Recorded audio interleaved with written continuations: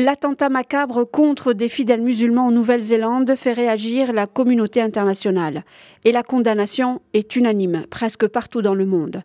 En plus de la première ministre néo-zélandaise Jacinda Ardern, qui évoque l'une des journées les plus sombres pour son pays, la chef de la diplomatie européenne appelle à renforcer la coopération qui est, plus que jamais, une arme contre l'obscurantisme.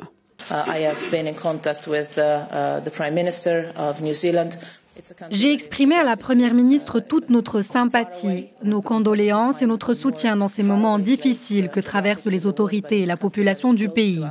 Il est important de renforcer notre coopération pour faire en sorte que la haine ne se propage pas davantage dans nos sociétés.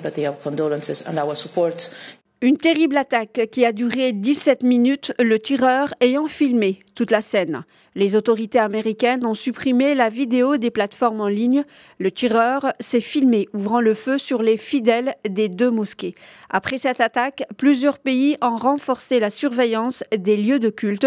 Les pays musulmans ont également rapidement condamné cet acte qui a mis la planète entière en émoi.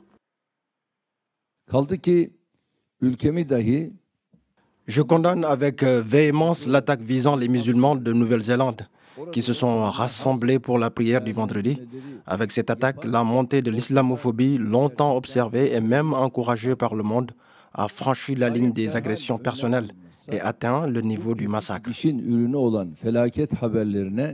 En plus de la reine Elisabeth II, le président américain Donald Trump a condamné lui aussi cette attaque. Idem pour le pape François qui se dit lui aussi très attristé par les actes de violence insensés contre les deux mosquées en Nouvelle-Zélande. Il a assuré à tous les Néo-Zélandais et en particulier à la communauté musulmane sa solidarité sincère face à ces attaques.